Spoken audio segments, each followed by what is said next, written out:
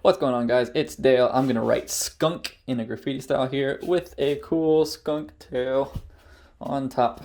And here we go. Actually, first I'm gonna fix this.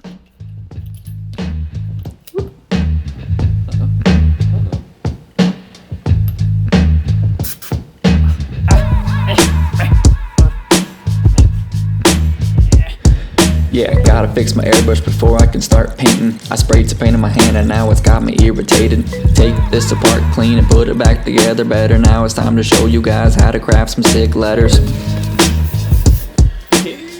Back to work. Boing. So, as always, space out those letters. Get a good simple hand style.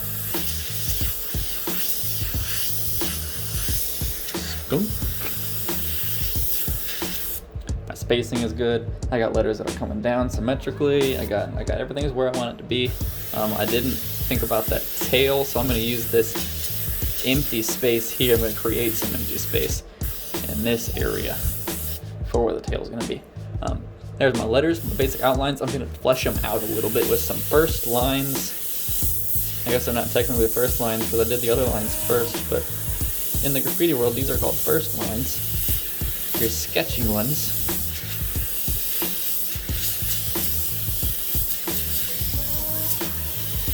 I am just following the outlines that I did, using them as a guide to continue on. I'm trying to take those thin lines that I made and thicken them at a, make them a little bigger.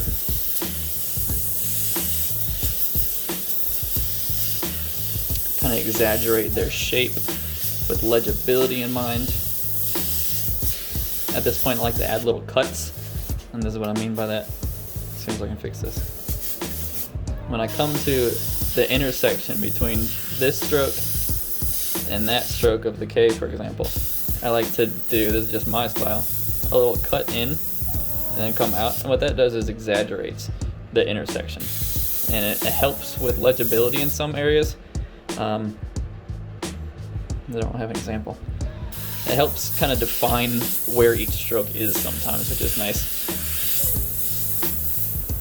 You don't do it everywhere, don't overuse it, but just find little techniques and tricks like that for your letters. So they're kind of cool. It's what defines your style. Here's where I would do another one. Just thing.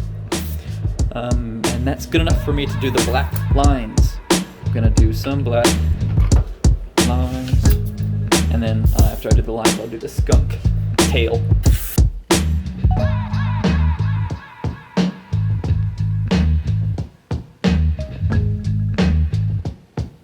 I'm just following my initial lines, making changes where I want to, and where letters intersect, I work left to right, and where letters intersect, like this K and the U, now I'm just going to choose which letter goes on top. And I did a little bit of that in the first lines, but here I can make some changes of which letter is going to go on top of the other letter. In this case, I want the K to be on top of the U here, but I'm going to put the U on top of the K here. And the main reason for that is legibility. The important part of this K and interesting part of that K is more interesting than the part of this U right here. So I want to use the interesting part of the letter and not cover up the boring part of the other letter. And that's just my style.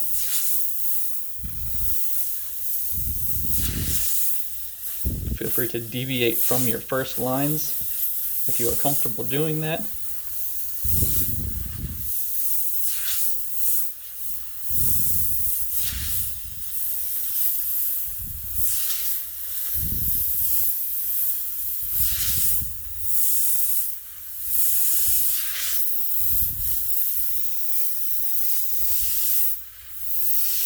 Finish up that outline, and that will work. All right, I'm gonna do the skunk tail first, and then I'll think about drop shadows and 3D effects or whatever. I'm just gonna look at it again. I'm kind of going for that shape. I'm just gonna eyeball it. We got like a weird banana looking deal that curls back up this way.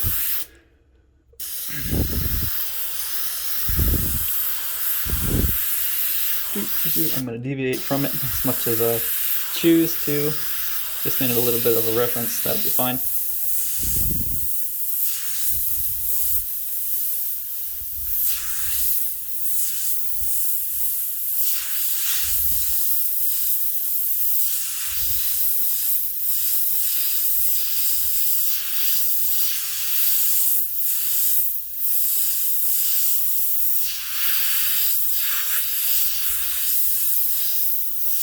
That'll work. I want some more detail in the fur or whatever. And I'll come back with white and lighten that up, add some more detail. In this case, I don't want to do a 3D effect on these letters. I'm just going to do, not even really a drop shadow, I'm just going to add weight to the bottom of my letters. I like to add thick lines at the bottom of everything and keep a thin line on top. Just to kind of give weight and presence to the letters, make them feel heavy at the bottom.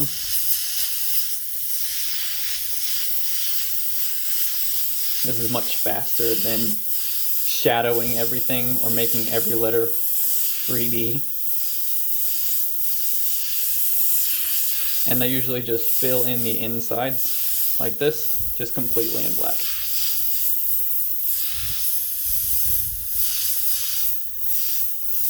If I was doing a personal piece or something that I really wanted to spend time on, I would obviously spend a lot more time on all of the details and think about 3D effects and shadows and stuff. But as a production artist, find techniques that are quick to do but interesting to do. And I'm going to throw a little bit of black in there as a shadow. I'm going to cover it up with green. And I'm going to take a step back for a second and think about the composition.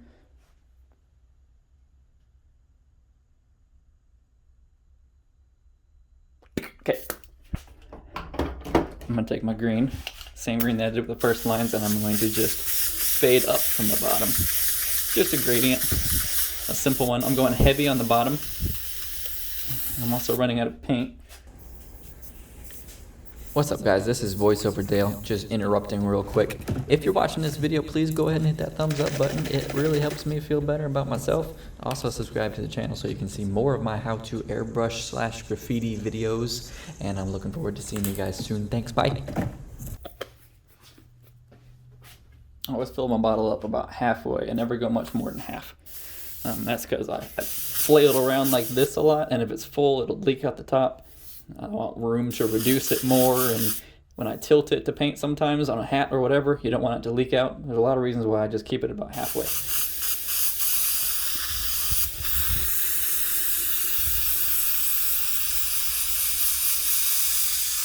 Now, I'm going to go heavy in the green on the bottom of these letters because I want this paint to stay wet right here for a minute. And I'll explain why later. Nice heavy stroke of paint there. And I'm going to blend up at least enough to cover up some of these first lines that you can see. I want to put another color on top, but I don't want to be able to see those first lines afterwards. I want to blend those in. So make sure to cover them up enough.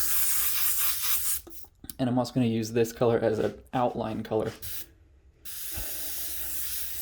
as a background color. I'm gonna do some stinky clouds.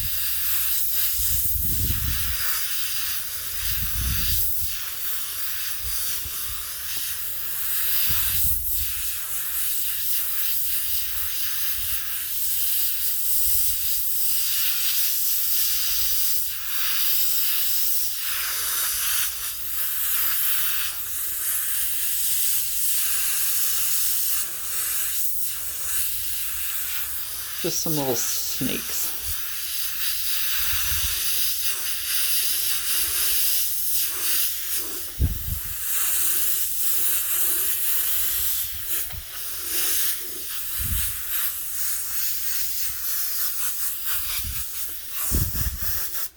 Okay, now I'm gonna go ahead and do my white highlights now, or at least some of them, while this paint is still wet, like I said. The reason for that is when you're airbrushing on a textile item, you can use the air pressure to push the old paint through the item onto this backing board.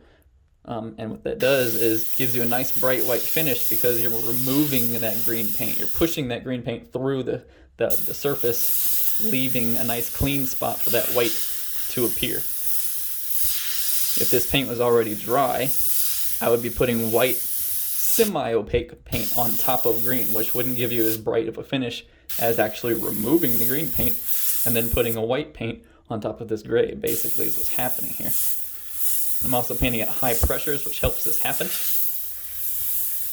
About 60 psi right now.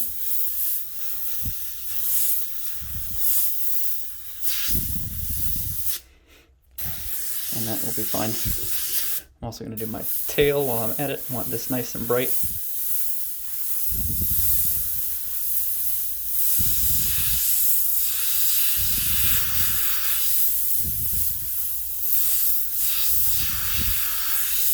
And I'm going to do an outline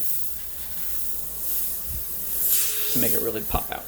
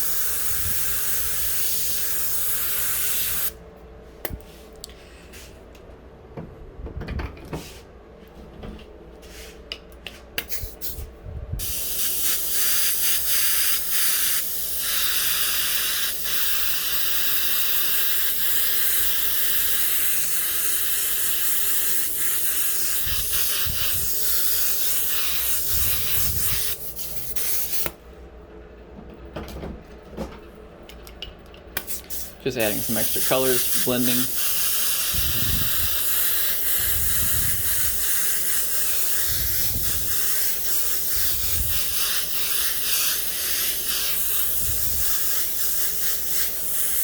Picking the letters that are on top of other letters and kind of highlighting them a little bit to add some depth very quickly.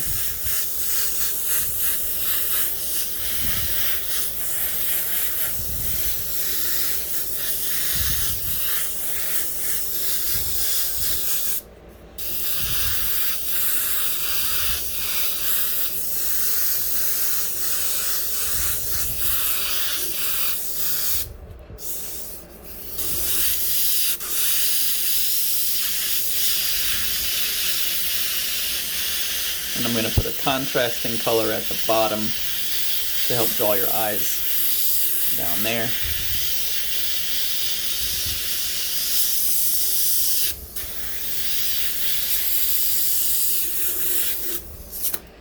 I'm going to come back with some more white highlights and some details in this stinky cloud area and another outline around the whole thing.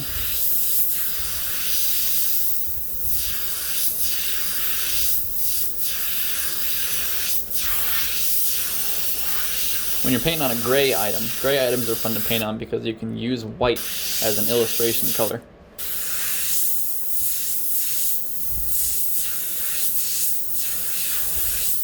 And you can blend that white right into the gray away from your design without having to worry about framing it somehow.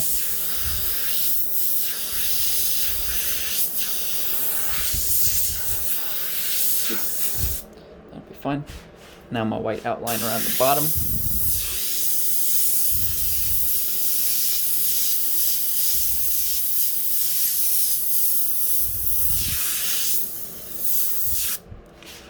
And finally, I guess I'll do some white highlights.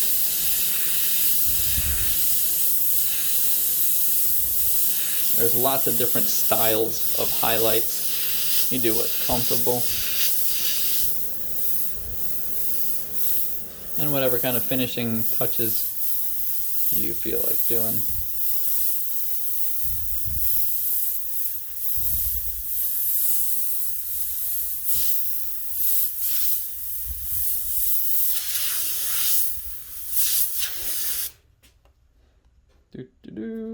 Now something else I'm going to do, I guess I'm going to add on to this, is pick a light direction for bounce lighting from the bottom. I'm going to say there's a bounce light coming from down on this side. And I'm going to take all these drop shadows that are facing that way and just add a little bit of light to them. Really rough, really sketchy, and that just adds a little bit of a thing to it. Matter of fact, you can tint that color with another color so it's not just white.